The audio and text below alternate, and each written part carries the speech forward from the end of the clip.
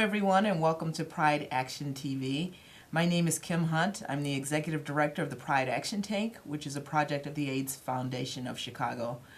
Pride Action Tank, or PAT as we love to call it, is a project incubator and think tank focused on LGBTQ issues. So there are actually 6 issues that we work on: aging, housing, financial security, health, safety, and youth. I think that's 5 or 6. Welcome back to the show.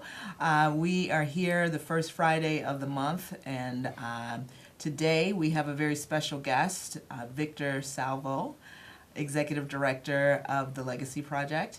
And I would like to say that I am a board member of the Legacy Project. And our phone maven over there, Joshua Oakes, my colleague at AFC, is also a board member of the Legacy Project. We just love the work and wanted to give Victor an opportunity to talk about the project and the walk, particularly because this is LGBTQ History Month. And so I know you have a lot to share, Victor, so let's delve right in. So why don't you take us through what the Legacy Project is, and I think you should also share the origin story of the Legacy Project. It's a great story that people need to know about. Well, first of all, thank you so much for having me on.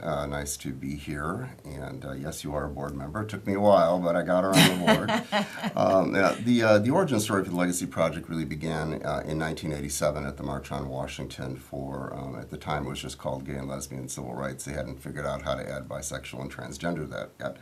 And it was basically an idea that came about because we were being encouraged to remember our history and embrace our legacy as queer people, and none of us knew what it was. So we began bouncing around ideas, and sort of the genesis of what became the Legacy Project grew out of that, with a commitment to find a way to bring our history out into the public realm and put it out someplace where people didn't have to go to a library to ask for a book title they may be embarrassed to ask about, didn't have to pay an admission to get into someplace that they might not be able to afford to go to, but just someplace outside. It never occurred to us that our history would ever be taught anywhere, but all the many years later, basically 25 years to the day that it was conceived, we dedicated the Legacy Walk in Halsted in Chicago. Very nice. Thank you for sharing that. I think people will find that fascinating. I also meant to tell folks that you can find out more about Pride Action Tank at prideactiontank.org. Feel free to check us out on Facebook and on Twitter as well.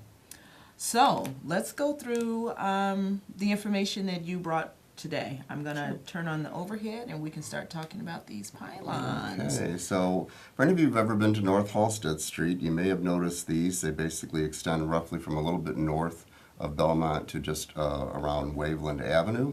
And these are called the Rainbow Pylons of the North Halsted Streetscape. The pylons were dedicated in 1998, 20th anniversary is next year. And they stood there for quite some time, and in 1998 a lot of things happened for me that personally crystallized the idea of creating this outdoor walk and realizing that we could actually put them on the pylons. So what you're seeing now is an actual photograph of a couple of the installations. These 2 plaques that are shown right now feature Keith Haring and Walt Whitman.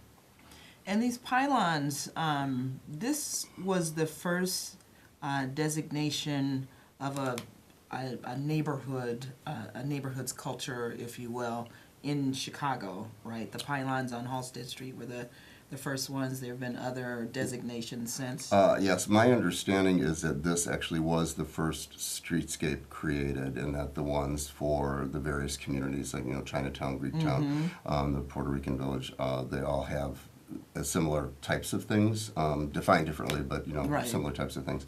And that this was actually the first one in Chicago. I'm also very proud to say that this installation is the first and only architecturally defined LGBTQ community in the world, and remains as such. There's no place else you can go where you'll actually find something that is bolted into the street saying that this is our place to be. And many towns have rainbow flags flying, but we're the only ones that actually have them in steel. So it's very pretty cool. Nice. And you're gonna take us through some of the Sure, we're going to folks just some of the plaques? There's 37 bronze memorials. We'll be adding a 38th in next week, and we'll get to that in a little bit. But I wanted to sort of show the folks, this is a map of the streetscape. It kind of gives you an idea of just how many individuals are on there right now. There's, like I said, there's 37. We've already added the 38th plaque on here. So it extends roughly half a mile, so it's a mile-long walk if you count both sides of the street. A full tour takes about 4 hours to do, but because it's just there's a lot of information, Yes. of course. But we break it up usually into smaller subsets, and people combine it with dinner and such. So some of the folks that you will find if you come here, Bayard Rustin, of course, the architect of the 1963 March on Washington, and very much a revered icon now within the civil rights movement, though he was largely forgotten and not talked about much at the time. He's really the last person from that era to receive recognition. And there's a great documentary about him. Yes, Brother Outsider. Brother Outsider. Which is an Highly awesome recommend. documentary, highly recommended. There's also Jane Addams, the founder of Hull House, the sort of prototype of what we consider a social justice activist. And she created Hull House here in Chicago based upon a European model of bringing care directly into neighborhoods. Many people, of course, are surprised to find out that she was lesbian, but she founded and actually administered Hull House for 40 years with her partner, Mary Rosett Smith. There's also Barbara Jordan. Again, many people are surprised to find out that Congresswoman Jordan, who was the first black female elected from a southern state, she represented Texas in the 1970s, and she was also lesbian. She was with her partner, Nancy Earl, for roughly 30 or 32 years by the time of her death. She won the Presidential Medal of Freedom. Jane Addams won the Nobel Peace Prize. Bayard Rustin won the Presidential Medal of Freedom. We've got a lot of award winners on the Legacy Walk. Barbara was probably most famous for pretty much putting the nail in the coffin of Richard Nixon's political career with an online speech or live speech that she gave at the time. It was pretty amazing. And I think, you know, I was a kid when that happened, but I do remember that she did that in such a way where she gave folks a civics lesson. Absolutely. And I just thought that was very profound. I sometimes actually go back and look at that and read that speech because she just laid it all out and made it clear that this was not a partisan attack. There were real constitutional issues at stake. And that speech actually was voted the fifth most important speech ever delivered in the 20th century. Wow. So. We also have Alan Turing, who's kind of my personal inspiration for the Legacy Walk. Alan was the father of computer science, the creator of the original coding that became known as DOS, and became most famous for his work breaking the Nazi Enigma code during World War II. He was driven to suicide because he was a gay man, and that is still quite controversial, even though he has been technically pardoned and all of that. The law under which he was convicted, the same law which convicted Oscar Wilde, who also was on the Legacy Walk, called gross indecency between males. Though that law no longer exists, people are still waiting for the other 50,000 men whose lives were destroyed by that law to also have their convictions overdone. So then we've got Sylvia Rivera, who is a trans activist who is very much associated with the Stonewall era.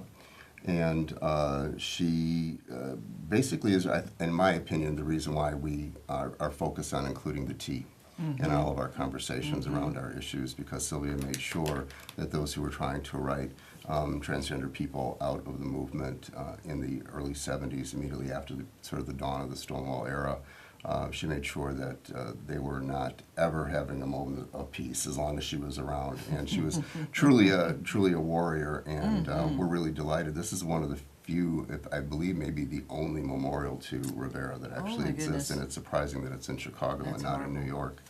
Yeah, it really is. For all of these people that we honor, many of them, these are their only memorials for certain that say that they were LGBT. I think we also have here James Baldwin, acclaimed author, most famous for writing Go Tell It on the Mountain, as well as Giovanni's Room, a very favorite gay novel for a lot of gay men. And he was pretty much an openly queer man his entire life, and for that reason was shut out of pretty much everything having to do with the civil rights movement. And he came back from having lived in Europe for most of his adult life. He lived in France as an expat. And he returned here and devoted his time to going around to college campuses and actually explaining what was going on, and is largely considered a primary motivator for getting white college students involved in the civil rights movement. So he certainly left his mark, and of course his skill as a writer is beyond compare. So that's just a couple of the people that we have. Everybody should know that everyone that's on the Legacy Walk also has a lesson plan. So before you talk about the lesson plan, there are 38 plaques. 37. 37. 38 next week. 38 next week. And they all have these bios on them. Right. So tell folks how the biographies are developed, how the folks are selected to be, which people or events are going to be on the plaques and that kind of thing. It's a fairly long process. I'm going to try and shorthand it as much as I can. The actual getting on into the database, shall we say, as a nominee, is a result of people sending us nominations, people calling us and making suggestions, and then the committee sort of researches internally, and if everything checks out as far as resources are concerned, then we'll write up what we call a mini biography, roughly 300 words, and put that up on the website for public comment and perusal for a while. And that's sort of the process of how you actually get into the system. Then every couple of years we convene an international team of scholars, basically biographers, librarians, archivists, PhDs in history and education, that sort of thing, also a number of activists and such. Representing all of our demographies combined, and they vote based upon field of contribution among all the people that are in the database. And from that pool of votes emerges a candidate for induction list, shall we say. There's usually like about 30 people or so on that list. And then the hard part starts. Once we actually have that list, then we actually have to match them up with a donor or a group of donors to provide the funding to make it possible to create the memorial for them. So that's the process of actually getting on the walk, is finally being able to put that dynamic together and find the people who are generous enough to make these things possible. From there, we have an internal education committee. It's called the Legacy Project Education Initiative, which again is made up of PhDs in education, who get together and they write lesson plans, rather brilliantly constructed lesson plans for multiple levels of education, suitable from like high middle school through high school. They're all age appropriate, and they've been exceptionally well written and well recognized. This is an example of a lesson plan for Frida Kahlo, who is also on the walk. And Frida was bisexual. She was a Mexican artist and is considered sort of the archetype of Neo-Mexicanismo art. She was discovered in the 1980s, even though her work primarily took place in the 40s and 50s. Her career had been overshadowed by her husband, Diego Rivera. And once she was rediscovered many years after her death, she became kind of an icon for LGBT people. Interestingly, when we were in the Gay Pride Parade recently, of all the signs that we were carrying and holding, the one everyone was screaming from the street was "Frida, Frida, Frida." So we're really happy to be able to have a lesson plan, helping people to understand her contribution to art. And these lesson plans are on the website and I can accessible download them from our website. anyone. Everything is free. For download, you just, when you go on the home page, just click on Education Initiative, and it'll take you right to the page. Nice. So one of the ways that we really have that sets this project apart, that I'm very proud of, is our use of NFC technology. For most people, their familiarity of NFC technology is actually paying with your phone at McDonald's. That little icon that you see on top there, that actually is an NFC receiver. And what NFC stands for is near field communication. It involves a microchip that sends out a ping to any receiving device that comes within proximity of it, and it closes a circuit and makes some action possible. So what we have on every one of our plaques is a tag that has both a QR code on it for people to scan if they don't have NFC technology on their phones, or they can just tap their phone against it. Either way, it opens a digital portal that has a great deal of information about the individuals. I sort of did a little bit of a screen capture here. This is what you'll see on your phone when you open it up. This one happens to be for Lorraine Hansberry, who is also on the Legacy Walk. And each one of these tabs you click to open up. You could download the biography, open up a video in your phone, look at the research resources, download the lesson plan, look at the map of the streetscape, and all this stuff is available for you on your phone in real time, and it actually connects everyone who's walking down the street and looking at the plaques directly with the information that's in the database. So this is the first education application of NFC technology in the United States. So we're very proud about that. We're with a company called Tactify out of Sydney, Australia, that administers that. So this tool makes all of our materials available to people in real time. And that's really pretty cool. Very nice. Yeah. Yeah, so the whole idea is, of course, to bring us to the next iteration of the project, which many people are not aware of, and that is the Legacy Wall. Which is amazing. Yeah, you've seen it. You've seen it. Yeah, the Legacy Wall is a traveling installation which has much of the same information in it that's on the Legacy Walk, only much, much more so, whereas the Legacy Walk has currently 37 elements. There are 125 elements on the Legacy Wall. And it's traveled throughout Illinois extensively, announced beginning a national tour. And the wall pretty much is hooked up to the same NFC portal that I just described, so you can, every person that's on here is linked into the same system where you can download the same information for them. The wall spans 4,000 years of history. It's international and multicultural, represents 20 different fields of contribution, and for most people it's a jaw-dropping experience to see so much of our history combined into one spot, especially when you consider that for every one person that's on there, there's probably 10,000 that could be. So true. It's an interesting dive into a mixture of people that you've heard of and that you didn't know were LGBT, and people that you've never heard of, but whose contributions really mattered a lot, and probably things that you recognize that have happened, or things that are very important that happen in another country, but folks who are from that country would recognize that contribution. So we're really thrilled to be able to take the content that we have here in Chicago and take it out into the world. And it's very, very cool. Really moving to stand in front of that wall and, like you said, see 4,000 years of history. And I've stood in front of the wall with young people, and I've stood in front of the wall with older adults, LGBTQ older adults in particular, and folks are moved to tears. I mean, it's some people do just stand there and weep. And we made a point, especially in Illinois, to take it to almost always rural areas, to places where something like this could never possibly be found. It's it's real. I'm not going to say it's easy to do this on Halstead Street. You know as well as I do how difficult it is to do any of this work.